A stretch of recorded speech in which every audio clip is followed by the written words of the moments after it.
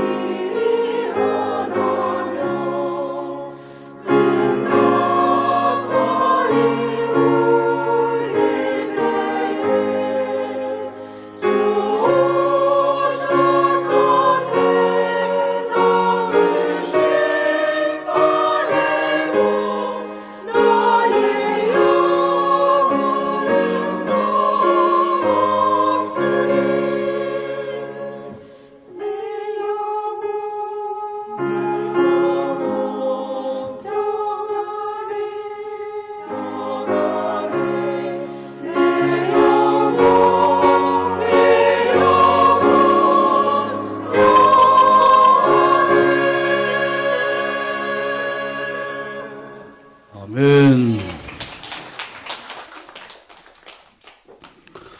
광고 말씀드린 대로 우리 차상현 선교사님이 말씀을 전해 주십니다. 본문 말씀을 중심으로 해서 기대, 기다림, 소망으로 바라보는 믿음, 이런 제목을 가지고 말씀을 전해 주시겠는데, 드려진 예물을 위해서 기도해 주시고 말씀을 전하실 때 아멘으로 화답하면서 큰 은혜 받게 되기를 바랍니다. 나오시겠습니다. 할렐루야. 아멘. 기도하겠습니다. 사랑과 은혜가 충만하신 아버지 하나님 감사합니다. 주님, 바쳐진 예물 가운데 주님께서 기억하여 주시고 또한 이 예물 가운데 주님의 합당한 열매가 맺어지기를 원하오니 성령께서 또한 건강과 재정과 여러 가지 주님 앞에 드려지는 모든 기도의 제목들이 응답받는 그런 귀한 예물이 될 수 있도록 은혜를 부어 주시옵소서. 사랑에 만하신 예수님의 이름으로 기도드립니다. 아멘. 할렐루야. 아멘. 반갑습니다. 귀한 주일에 먼저 말씀을 전할 수 있도록 허락해 주신 하나님께 영광과 감사드리고요. 그리고 담임 목사님과 또한 교회 성도님들에게도 감사드립니다. 저 복촌교회가 사당역에 있을 때 부교육자로 있다가 약 15년, 16년 만에 이렇게 방문하게 된 것 같아요. 우선 제가 멕시코에서 하는 사역에 대해서 잠깐 나누고 우리 말씀을 함께 나누도록 하겠습니다. 저는 멕시코에서 사역을 한 지 이제 한 7년에서 이제 7년에서 8년 차가 되었습니다. 제가 있는 지역의 이름은 엔세나다라는 아주 작은 도시예요. LA에서 남쪽으로 약 4시간을 차로 내려가면 멕시코 국경이 나옵니다. 또 그 국경에서 다시 차로 3시간을 또 내려가면 작은 바닷가 도시가 나와요. 아주 작은 시골 도시입니다. 인구가 약 52만 명 정도 돼요. 그러니까 서울의 인구가 938만 명이라고 이야기를 하고요.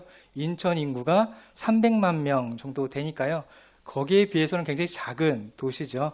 이 도시는 항구 도시입니다. 그래서 미국 LA나 샌디에고에 있는 크루즈 여행을 온 미국 사람들이 하루 정도 거쳐가는 지역이에요. 그래서 엔세나다 북쪽 지역은 크루즈 여행을 온 사람들 대상으로 하는 관광 산업들, 음식 장사들을 생계를 유지해 나가고 있고요. 또 남쪽으로는 농장 위주로 생활을 하고 있는데 선인장을 키우거나 주로 바하캘리포니아 지역은 와인 사업이 유명해서 와인을 사기 위해서 많은 지역에서 사람들이 찾아오는 도시이기도 합니다. 제가 7년 전에 처음 멕시코에 가서 현지인 사역 중심으로 사역을 했는데요. 우선 스페인어를 잘 못하니까 번역기를 돌려가면서 말씀을 또 전하고 찬양 사역 중심으로 이끌어 갔습니다. 그러면서 사역의 중점을 둔 것은 가정 사역, 신방 사역이었어요. 많은 부분 우리가 선교를 할 때 가장 많이 신경 쓰는 부분이 교회 개척일 것입니다.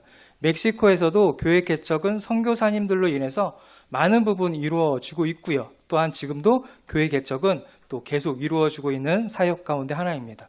그리고 그 다음에 교회가 세워진 다음에 이루어지는 것은 신학교를 운영하는 사업이 진행되기 시작을 해요. 신학교를 운영하는 사역도 역시 너무나 중요한 사역이겠죠. 현지인들을 목회자로 세우고 교육시키는 것은 너무나 중요한 사역 중에 하나입니다. 저도 현지인 사역을 하면서 신학교에 대해서 깊이 또 생각을 해봤고 또한 어떻게 세워야 할 것인가를 많이 생각하고 계획하면서 기도했던 부분이기도 해요. 그런데 현지인 사역을 하면서 제 생각이 좀 바뀌기 시작을 했습니다. 신학교 사역 계획보다는 다른 가정신방 사역과 어린이 교육 사역을 더 중점을 두기 시작을 했어요. 한국에서는 이제 봄이죠. 봄이기 때문에 전반기 대신방 기간이 있는 기간이기도 해요. 가정신방, 가정 방문 신방은 목회자가 그 가정을 돌아보고 가정을 위로하고 또한 격려하고 신앙을 올바르게 세우기 위한 목적이 있습니다. 이런 가정신방에 대한 부분은 신학교에서는 배우지 못하는 것들이죠. 저도 한국에서 부교육자로 있을 때 담임 목사님과 함께 가정을 방문하는 훈련을 했습니다. 가정에 방문을 해서 담임 목사님께서 가정신방을 하는 방법, 또한 성도들의 신앙에 대한 상담들, 가정신방을 어떻게 돌아보고 그들을 어떻게 격려하고 그들을 어떻게 세우는가를 담임 목사님과 장년사역 또한 신방사역을 통해서 배우게 되죠. 이것은 신학교에서 배우지 못하는 것들이에요. 그러다 보니까 많은 멕시칸들이 신학교를 졸업을 하고 교회 개척을 하는 것은 많은 부분 이루어지고 있는데 문제는 성도들을 돌보는 것에 대해서 경험이 없다 보니 성도들 간에 문제가 일어나도 그것을 성경적으로 또한 신앙적으로 말씀으로 바로 세우지 못하고 또한 해결하지 않고 문제가 계속 일어나는 것들을 보게 되었습니다. 그러니까 자신들이 목양해야 하는 성도들을 양처럼 돌보는 모습은 그들 가운데 찾아볼 수 없는 모습들을 보게 되었어요. 그래서 신학교를 준비하는 계획보다는 우선 가정신방을 중점을 두고 성도들의 신앙과 또한 신앙생활에 대해서 교육하는 사역을 계속해서 하게 되었습니다. 가정신방을 통해서 가정 안에 잘못된 신앙의 모습들, 예전에 가지고 있었던 천주교적인 카톨릭의 모습들, 성모 마리아상에 있는 집안 곳곳에 있어서 기도를 할 때면 성모 마리아상 앞에서 기도하던 그런 모습들이 남아있던 성도들, 또한 멕시코 정통종의 마야 문명, 이 마야 문명이 있어서 지방 곳곳에 우상들이 굉장히 많이 있어요. 그 우상을 또 앞에 놓고 기도하고 있던 모습들을 이렇게 고쳐주는 것이죠. 가정 방문과 신앙 교육을 통해서 또한 그 모든 것들을 다시 치우고 다시 올바른 신앙생활을 할 수 있도록 교육하는 사역을 계속하게 되었습니다. 멕시코에는 10월 31일이 있어요. 10월 31일 망자의 날이라고 이야기를 해요. 그러니까 죽은 자의 날이죠. 이 죽은 자의 날이 있는데 우리가 아이들이 굉장히 자주 보는 만화가 있어요. 코코라는 애니메이션이 있습니다. 그 코코가 망자의 날을 배경으로 만들어진 만화인데 이 망자의 날은 죽은 자들이 1년에 한 번 이승으로 와서 가족과 친구들을 만나는 날, 공휴일입니다. 그날은 제사를 드리듯이 제사상을 차려놓고 죽은 사람의 사진을 올려놓고 또한 나머지 사람들은 어른이나 아이나 상관없이 얼굴에 해골을 그려놓고 굉장히 즐겁게 축제를 벌이는 날이에요. 그런데 이 망자의 날에 기독교인들도 마찬가지로 참여를 해요. 참여를 해서 지방 곳곳에 죽은 사람을 제사를 드리고 또한 모든 아이들의 얼굴에 해골을 그려놓고 거기서 즐겁게 노는 잘못된 모습들이 기독교 안에도 남아있는 모습들이 있어요. 그래서 그 문화는 기독교인으로서 잘못된 것임을 또한 알려주고 바로잡아주는 사역을 했는데 그것을 이해시키고 가르치고 또한 행동을 고쳐주는 것이 참 쉽지가 않다라는 것을 오늘 느끼게 되었습니다. 그렇게 또 4년이 지난 후에 저희 어린이 사역을 중점을 두기 위해서 제가 사역을 하고 있는 곳에서 북쪽으로 20분 정도 가면 작은 마을이 나오는데 그곳에서 한 건물을 임대를 해서 어린이 활동을 시작했습니다. 어린이 사역은 여디디아라는 이름으로 비영리 단체를 설립해서 제가 운영을 하고 있습니다. 여디디아는 솔로몬의 다른 이름이잖아요. 하나님이 사랑하는 자라는 의미를 가지고 있습니다. 사랑받지 못해서 구걸을 하고 마약을 사서 하는 아이들이 다시 사랑을 받고 또한 말씀 속에서 자라나기 위한 목적으로 설립을 해서 아이들과 만들기를 하고 그리기를 하고 또 아이들과 함께 모여서 운동활동을 해서 아이들 중심 사역을 계속하고 있어요. 그리고 주일에는 주일 어린이 사역을 하고 있고요. 그리고 평일에는 어린이들에게 피아노와 기타를 가르치는 사역을 하고 있습니다. 여디디아 이 비영리 단체를 설립하고 어린이 사역이 1년이 좀 지나가는 쯤에 또 남쪽으로 또 20분 좀 내려가면 거의 농장으로 이루어져 있습니다. 그곳은 어린 아이도 농사를 짓는데 학교를 가지 못해요. 그래서 그곳에서 현지인 교회 사역을 하고 있는 여자 선교사님이 계시는데 제가 어린이 사역을 계속 하고 있는 것을 듣고 함께 주일 오후에 어린이 사역을 협력해서 하고 싶다라는 제안을 받게 되었습니다. 그래서 그곳에 그 농장 안에 어린이 주일학교를 하나 이렇게 하게 돼서 주일 오후에는 함께 그 선교사님과 협동 사역을 지금도 계속하고 있어요. 그리고 저는 앞으로 이 사역 말고도 계획하고 있는 사역들이 몇 가지가 더 있습니다. 그러니까 청소년들이나 성인들을 대상으로 직업 학교를 하는 것, 교육을 하는 것을 계획을 하고 있어요. 제빵 사역과 미용 사역입니다. 제가 있는 이 엔세나다에서 많은 것들이 있는데 미용실과 빵가게가 굉장히 많이 있어요. 그래서 그들에게 길거리에서 마약을 하거나 몸을 팔거나 이런 것을 잘못된 방향으로 돈을 버는 것이 아니라 그들이 직접 제빵 사역에 교육을 받아서 스스로 정직하게 돈을 벌 수 있게끔 하는 그 사역을 계획하고 준비를 하고 있습니다. 혹시 여러분과 텔레비를 보시다가 멕시코라는 땅 그 소식을 듣고 또한 듣게 된다면 어느 날 그 선교사님이 왔는데 제빵 사역과 미용 사역을 계획을 하고 있고 어린이 사역을 하고 있는 선교사님이 있었구나 기억해 주시고 또한 기도해 주셨으면 감사하겠습니다. 아멘. 우리 함께 말씀을 볼까요? 말씀을 나누면서 다시 말씀 안에서 엔세나다에 있었던 일들에 대해서 함께 나누도록 하겠습니다. 오늘 말씀은 우리가 너무나 잘 아는 말씀이죠. 이 말씀은 우리가 너무나 많이 듣기도 하였고 어떤 분들은 이 말씀에 마음에 새기고 또한 외우고 계신 분들도 계실 거예요. 그만큼 우리들에게 위로가 되고 격려가 되고 도전이 되는 또 힘이 되는 말씀이기도 합니다. 우리 31절이죠. 혹시 성경 있으신 분들은 우리 다시 한번 읽어볼까요? 31절입니다. 시작. 오직 여호와를 앙망하는 자는 새 힘을 얻으리니 독수리가 날개치며 올라감 같을 것이요 다른 박질하여도 곤비하지 아니하겠고 걸어가도 피곤하지 아니하리로다. 아멘. 오늘 본문에 의하면 하나님을 앙망하는 사람에게 하나님께서 그 약속의 말씀을 지키시고 또한 이루신다라고 기록을 하고 있습니다. 오늘 본문에 나와 있는 이 앙망하다라는 말은 히브리어로 카와라는 단어인데 이 카와라는 단어는 네 가지의 의미를 가지고 있어요. 기대하다, 기다리다, 바라보다, 소망하다. 이 네 가지 의미가 함축되어 있는 단어입니다. 이 네 가지의 단어를 우리가 함께 살펴보면서 여러분 자신 속에서 이 단어가 내게 어떤 의미로 다가오는가 한번 이 주일에 살펴보았으면 좋겠습니다. 첫 번째로는 주님을 기대하는 것이죠. 당시 이사야 선지자의 시대에 이스라엘은 하나님의 진노와 심판을 받아서 멸망을 하게 돼요. 예루살렘은 파괴되어지고요. 성전 또한 무너지고요. 백성은 포로로 끌려가게 되죠. 살 희망과 용기가 나지 않는 상황 가운데 있다라고 성경은 이야기를 합니다. 그래서 본문은 백성들의 상태가 매우 피곤하고 곤비한 모습이라고 기록을 해요. 그게 30절에 기록되어져 있죠. 소년이라도 피곤하며 곤비하며 장정이라도 넘어지며 쓰러지되라고 기록을 합니다. 소년과 장정은 미래에 대한 꿈과 소망으로 충만한 사람들을 상징해요.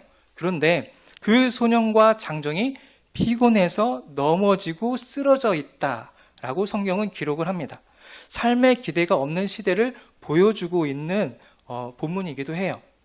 여러분 몇 년 전에 한국의 청년들 가운데 7포 세대라는 단어 들어보셨습니까? 굉장히 오래된 단어인데 지금은 7포 세대가 아니라 N포 세대라고 이야기를 하잖아요. 7포 세대는 처음에는 세 가지를 포기한 세대였습니다. 그러니까 연애, 결혼, 출산을 포기했죠. 시간을 지나서 두 개가 더 늘었습니다. 5개를 이제 포기하는 거예요. 내 집을 마련하고 또한 사람들과의 인간관계를 포기하면서 살아가는 청년의 세대를 말했습니다. 그러다가 또 2가지가 늘었어요. 7가지를 포기하면서 살아가는 청년들에 대해서 꿈과 희망을 포기한 세대라고 청년에 대해서 이야기를 했습니다. 여러분, 꿈과 희망을 포기한다는 거 어떤 의미일까요? 모든 것을 다 포기한 세대입니다. 이사야 시대가 그런 시대였어요. 모든 것을 다 포기한 시대이죠. 많은 사람들이 멕시코에 대해서 이야기를 하면 멕시코는 마약과 범죄와 어린아이들을 납치하고 유기하고 인신매매와 같은 일들이 빈번하게 이루어지는 나라다라고 이야기를 해요. 다시 말하면 멕시코는 소망이 없고 희망이 없는 나라다라고 많은 사람들이 이야기를 합니다. 나라의 경제가 마약을 판 돈으로 운영되는 나라다까지 이야기하는 나라예요. 그러니까 멕시코 안에서 뭔가 나쁜 일이 일어나면 멕시코에 살아가는 그 국민조차 이런 이야기를 해요. 여기가 멕시코지. 멕시코니까 이런 일들이 일어나. 멕시코는 항상 이 모양이야. 발전이 없어. 라고 이야기를 합니다. 자신들도 멕시코에 대해서 포기를 해요. 그런데 이 멕시코가 교육에도 마찬가지로 포기한 나라이기도 해요. 왜냐하면 제가 있는 이 바캘리포니아 지역은 비가 오면 아이들이 학교를 안 갑니다. 신기하죠? 비가 오면 교육부에서 공지가 날라와요. 비가 많이 오니 수업을 쉽니다. 라면서 교육에 대해서 그렇게 크게 중요하게 생각하지 않는 지역입니다. 그러니까 멕시코가 경제도 문제고 정치도 문제이지만 아이들 교육에 대해서도 그렇게 중요하게 생각하지 않는 나라 중에 하나예요. 교육이 굉장히 중요하잖아요. 그런데도 부모도 그렇고 이 멕시코 교육부도 그렇고 중요하게 생각하지 않는 나라입니다. 그러니 나라에 대해서 희망을 가질 수 없는 나라, 소망을 두지 않은 나라인 것이죠. 지금 이사야 시대의 사람들과 별반 차이가 없어요. 그런데 여러분, 아무리 어려워도 힘들어도 소망이 없어도 미래에 대한 기대감이 있다면 사람이 어떨까요? 살아갑니다. 기대가 있는 사람은 절망 가운데서도 인내하며 견디며 살아가요. 하나님의 말씀에 기대했던 여호수아 갈렙은 어떻습니까? 하나님의 인도하심으로 가나안 땅에 들어갔죠. 치료받기를 기대했던 소경 바디메오는 어떻습니까? 예수님의 말씀을 통해서 눈을 떠서 보게 돼요. 기대감이 있었던 12년 동안 혈류증을 앓고 있었던 연인도 역시 깨끗함을 받아요. 그들이 가지고 있었던 기대함, 그 기대함에 대해서 예수님은 믿음이다라고 이야기를 합니다. 소경 바디메오에게 예수님께서 네 믿음이 너를 구원하였다라고 이야기하죠. 혈류증 여인에게도 마찬가지입니다. 내 믿음이 너를 구원하였으니 평안히 가라라고 이야기를 하고 있어요. 여러분, 성경에서 말하고 있는 이 기대함은 믿음을 가진 기대입니다. 다시 말해서 믿음은 주님의 말씀을 기대하는 것이에요. 더 구체적으로 말하면 기대함은 하나님의 말씀이 실제로 우리의 삶에서 이루어지기를 바라는 믿음을 가진 기대인 것입니다. 지금 아무런 소망이 없는 이스라엘 백성들에게 하나님께서는 이사야 선지자를 통해서 기대함에 대해서 이야기를 하고 있는 것이에요. 사람의 눈으로는 아무런 소망이 보이지 않지만 하나님의 역사하심을 기대하는 사람이라면 그 사람을 통해서 하나님의 일하심, 하나님의 약속을 이루실 것이다 라고 지금 선포하고 있는 내용입니다. 여러분은 하루하루를 지내오면서 어떤 기대를 가지고 하루하루를 살아가고 계십니까? 여러분 안에 회복을 기대하세요. 나의 삶에, 나의 가정에 끊어졌던 것들이 말씀을 통해서 하나님의 역사하심을 통해서 다시 이어지고 회복되어지기를 기대하십시오. 그리고 여러분의 기도 응답을 기대하세요. 기도를 통해서 하나님의 역사하심이 우리의 삶과 가정과 자녀를 통해 이루어지기를 바라는 믿음을 가지고 기도하시기 바랍니다. 그러면 하나님께서 회복시키실 것이다 라고 지금 말씀하고 계시는 것이에요. 그리고 특별히는 소망이 없어 보이는 멕시코를 위해서 기도해 주시기 바랍니다. 아니요, 멕시코가 아니더라도 여러분들이 알고 있는 정말 소망이 없어 보이는 가정, 소망이 없어 보이는 선교 지역을 위해서 기도해 주시기 바랍니다. 그곳에 하나님께서 역사하실 것이라는 믿음을 가지고 선교 지역을 위해서 함께 기도해 주세요. 그러면 하나님께서 사람으로는 할 수 없는 지역에 하나님께서 역사하시고 이루실 것입니다.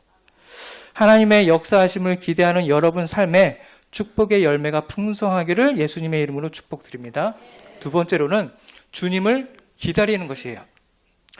기독교는 흔히 사랑의 종교라고 이야기를 하고요. 또한 기다림의 종교라고 이야기를 합니다.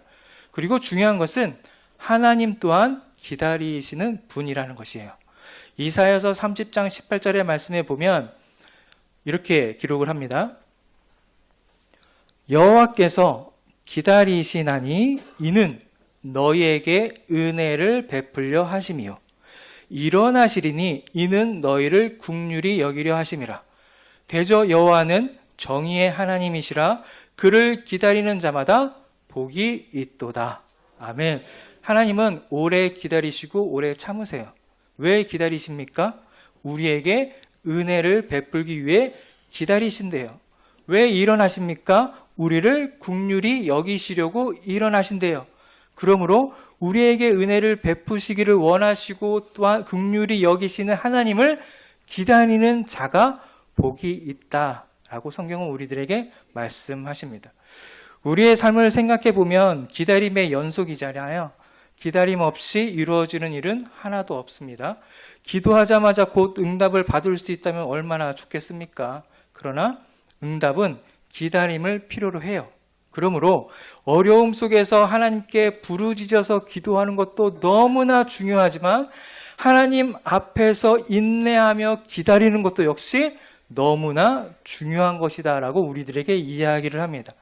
성경의 사람들을 한번 볼까요? 이루어질 때까지 오랜 기다림의 시간들을 가져요. 아브라함 보세요. 25년 동안 기다려서 약속의 아들을 얻습니다. 모세는 어떻습니까? 미디안 광야 40년에 양을 치고 출애굽을 하고 40년을 광야에서 훈련을 받아요. 노아는 어떻습니까? 하나님의 말씀에 100년 넘게 배를 만들며 기다려요. 다윗은 어떻습니까? 왕이 되기까지 광야에서 40년 동안 인내하며 기다립니다. 그런데 여러분, 그냥 무작정 아무것도 안 하면서 무기력하게 기다리는 모습이 아니라는 것이에요. 모두 하나님의 말씀을 듣고 의지하며 순종하며 기다림을 통해 하나님께서 응답하셨다라는 것을 우리는 볼 수가 있습니다. 그러므로 기다림이란 하나님께서 우리에게 주시는 삶이고 소망이고 은혜이고 복이다라고 성경은 우리들에게 이야기를 해요. 그렇기 때문에 믿음이 없는 사람은 기다리다 지쳐서 낙심하고 포기하지만 믿음이 있는 사람은 어떻습니까? 하나님의 응답을 바라보면서 인내하며 기다리는 것이에요. 왜요? 비록 더딜지라도 기다리라. 지체되지 않고 정령 응하리라 라고 말씀하신 하바국의 말씀처럼 모두 하나님께서 이루실 것이라는 믿음을 가지고 기다린다면 하나님께서 이루시는 것을 우리들에게 보여주시겠다라고 말씀하고 계시는 것입니다. 여러분 삶에 하나님의 때를 기다리고 계시는 분들이 계십니까? 하나님께서 반드시 우리의 삶을 통해서 이루실 것이라는 믿음을 가지고 기도하며 순종하며 기다리시기를 주님의 이름으로 축복드립니다. 우리 마지막으로 세 번째로는 주님을 바라보며 소망으로 삼는 것이에요. 오직 여호와를 앙망하는 자는 새 힘을 얻으리니, 이 구절을 새번역 성경은 이렇게 이야기를 합니다. 오직 주님을 소망으로 삼는 사람은 새 힘을 얻으리니 라고 새번역 성경은 기록을 하고 있어요. 우리는 무엇을 소망으로 삼느냐에 따라서 전혀 다른 인생과 태도를 보이게 됩니다. 돈을 소망으로 삼는 사람은 어떻죠? 돈을 따라 살아가는 모습을 보게 돼요. 돈을 벌 수만 있다면 하나님의 말씀을 어기는 것도 또한 다른 사람에게 아픔을 주는 것도 상관하지 않아요. 돈을 위해서라면 가정을 버리기도 해요. 돈을 위해서라면 부모가 어떻게 되든 상관없는 세상을 우리는 살아갑니다. 돈을 위해서라면 내 자녀가 어떻게 되든 상관없는 세상을 살아가요. 그래서 돈을 소망으로 삼는 사람은 자신도 모르는 사이에 그런 마음을 가지고 살아가는 것을 보게 됩니다. 제가 1년 전에 여디디아라는 비영리 단체를 설립을 하고 어린이 사역을 하면서 알게 된 한 가정이 있어요. 아버지는 알코올 중독자인데요. 지금은 마약에 손을 대기 시작을 했어요. 꽤 오래 마약을 손을 댔습니다. 이 마약은 그냥 동네 슈퍼에 가서 1달러에서 2달러 정도 되면 손쉽게 구할 수 있는 마약이에요. 굉장히 싸죠. 2,000원이면 마약을 살 수가 있습니다. 그 아이의 아버지가 마약을 하기 시작을 하면서 일상이 무너지기 시작을 했어요. 아이는 학교를 못 가고요. 가정에 먹을 것도 없죠. 그런데 점점 이 아버지가 중독이 심해져서 아이에게 마약을 구해오라고 보내는 것이에요.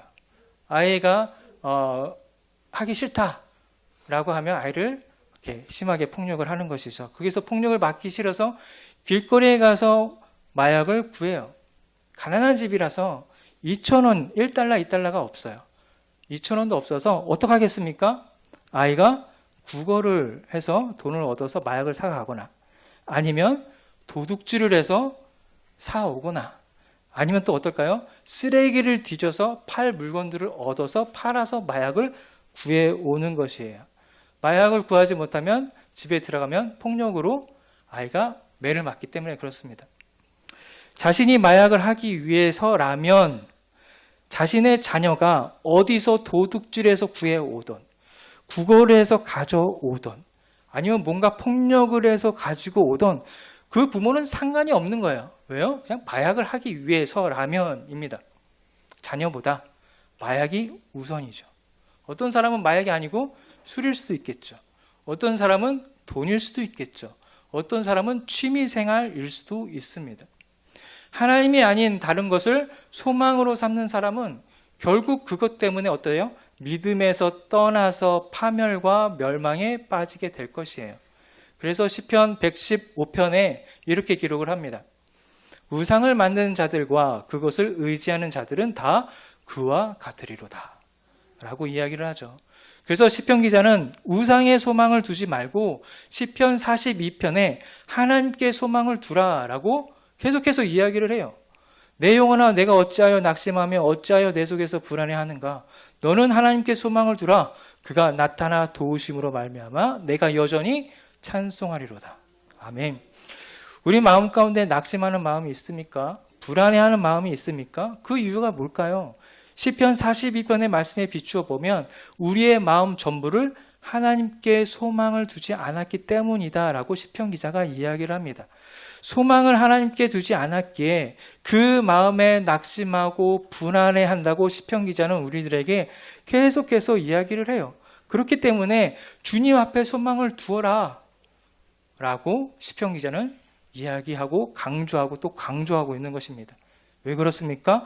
우리 안에 불안하고 낙심한 마음이 있으면 우린 하나님을 바라보기보다는 다른 것을 의지하는 연약한 사람이기 때문에 그래요. 그러니 다른 것에 눈을 돌리지 말고 우리를 창조하신, 우리를 너무나 잘 아시는 우리 하나님 아버지를 향해서 소망을 두라라고 이야기하고 있습니다. 그런 것처럼 여러분, 세상의 다른 것에 마음을 두지 마십시오. 지금 우리가 마음을 두어야 하는 것은 우리 하나님 아버지 앞에 마음을 두어야 하는 것입니다. 여러분, 하나님을 앙망하십시오. 앙망한다는 것은 하나님의 역사하심을 기대하는 것입니다.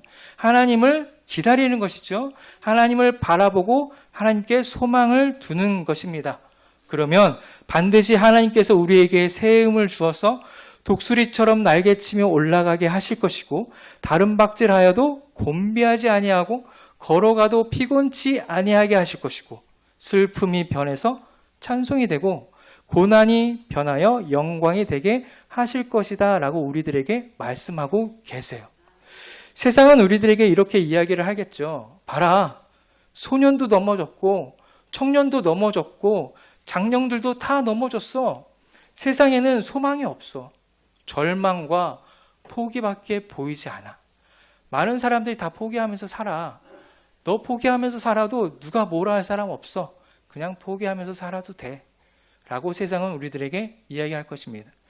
하지만 이사야 선지자가 이야기를 해요. 그렇지 않다라는 것이에요. 세상이 절망과 희망이 없어 보일지라도 또한 그러한 삶 가운데 우리가 지금 살아가고 있을지라도 우린 하나님을 바라보며 기대하자. 그러면 신실하신 하나님께서 반드시 우리를 일으켜 세우실 것이다. 우리를 회복시키실 것이다. 라고 지금 이사야 선지자가 선포하고 있는 것이에요. 이 이야기는 이사야 선지자 시대에서만 아니라 지금 우리가 살아가고 있는 이 시대, 특별히 우리 청년들, 그리고 우리 아버지들, 그리고 우리 가정을 이끌어가는 많은 사람들에게 이야기하고 있는 내용입니다. 저는 엔세나다에서 7년 동안 사역을 하면서 하나님 앞에 기대함이 있고 또한 하나님께서 엔세나다라는 이 작은 도시 안에 소망을 두고 있음을 믿습니다. 마태복음 13장 31절과 33절은 천국에 대한 비유가 기록되어져 있죠. 특히 저는 겨자씨와 누룩에 대한 이 비유의 내용을 굉장히 좋아합니다. 겨자씨는 아주 작은 씨잖아요. 보잘것도 없고 사람들이 신경도 쓰지 않는 씨입니다. 그런데 사람들이 관심도 없는 이 겨자씨가 어떻게 됩니까? 크게 자라서 수많은 새들이 가지와 둥지를 틀고 머무는 장소가 된다라고 성경은 기록을 해요. 누룩은 어떻습니까? 작은 누룩이 밀가루를 부풀게 한다라고 이야기를 해요. 이 비유는 천국에 대한 비유이죠. 여기서 나오는 천국은 우리가 죽어서 가는 천국이라기보다는 하나님의 통치가 이루어지는 곳, 하나님의 말씀이 이루어지는 곳, 하나님의 역사가 이루어지는 것을 상징합니다. 이 천국 복음, 광야에서 세례 요한이 사람들에게 외쳤고요. 예수님께서도 수없이 사람들에게 이야기한 이 천국 복음을 사람들은 관심도 없고 또한 외면했습니다. 유대인들에게 있어서 이 천국 복음은 초라해 보였어요. 아무도 들으려고 하지 않았습니다. 아무도 관심도 없었어요. 하지만 예수님께서는 비록 지금 이 천국 복음이 겨자씨처럼 초라해 보이지만 누룩처럼 작아 보이지만 그 천국 복음을 받아들이는 사람에게는 누룩이 점점 부풀어 오르는 것처럼 하나님의 역사가 그 천국 복음을 받아들이는 사람들을 통해서 일하실 것이고 또한 커질 것이다 라고 말씀을 합니다. 천국 복음이 사람들에게 보잘것없다고 보일지 모르지만 아주 작은 섬김과 헌신과 말씀을 통해서 하나님의 나라와 천국이 이루어질 것이다 라고 말씀하고 계세요. 저는 이 말씀에 기대함이 있습니다. 저의 사역이 다른 선교사님들의 선교 보고에 비하면 어떻게 보면 규모도 굉장히 작아요. 어린이 활동은 20명에서 30명, 굉장히 적은 인원이 모입니다. 다른 사람들은 저의 선교 보고를 듣고 적은 인원과 적은 규모라고 보잘것없다고 이야기를 하면서 외면할 때도 굉장히 많이 있습니다. 하지만 저에게는 소망이 있어요. 적은 인원이지만 이 아이를 통해서 하나님께서 이루실 하나님의 나라와 통치가 이 멕시코 땅 가운데 이루어질 것이라는 기대와 소망이 저에게는 있습니다. 여러분, 이 소망이 저에게만 있겠습니까? 여러분에게도 마찬가지 아닌가요? 여러분들이 가지고 있는 작은 소모임을 통해서, 여러분들이 가지고 있는 소그룹을 통해서 하나님께서는 하나님의 통치와 하나님의 나라를 이루어 가실 것이다 라고 이야기하는 것입니다. 우리 안에 하나님을 앙망하는 마음을 회복합시다. 우리 안에, 우리 공동체 안에, 우리 교회 안에 하나님의 역사하심을 기대하는 것이에요. 그리고 하나님의 말씀이 나의 삶에 이루어질 것이라는 믿음을 가지고 기다리는 것입니다. 세상의 기준과 인맥을 바라보는 것이 아니라 언제나 우리에게 소망을 주시는 하나님을 바라보는 것이죠. 그러할 때 하나님께서 우리의 가정과 우리의 공동체 안에 주님이 주시는 새 힘으로 말미암아 어려움과 고난을 이겨내고 승리하는 은혜를 우리에게 주실 것입니다. 그 은혜를 가지고 세상 가운데 살아갈 때에 여러분 승리하며 주님께 영광 돌리시기를 주님의 이름으로 축복드립니다. 아멘. 기도하겠습니다. 사랑과 은혜가 충만하신 아버지 하나님 감사합니다. 오늘 거룩한 주일에 주님 앞에 나와서 함께 주님을 바라보며 기쁨으로 예배드리게 하시니 감사드립니다. 오늘 함께 나눈 말씀처럼 주님을 앙망하는 삶을 우리가 살기를 원합니다. 세상을 바라보며 너무 힘들고 포기하고 싶은 일들이 너무나 많이 있지만 주님의 역사하심을 바라보고 기다리고 소망을 가지고 삶을 살아가기를 원하오니 주님 은혜를 베푸시고 성령의 인도하심을 따라 하루하루를 살아갈 수 있도록 은혜를 부어 주시옵소서. 세상에 나갈 때에도 말씀을 의지하며 승리하는 삶을 살아갈 수 있도록 붙들어 주시옵소서. 감사합니다. 사랑이 많으신 예수님의 이름으로 기도합니다. 아멘.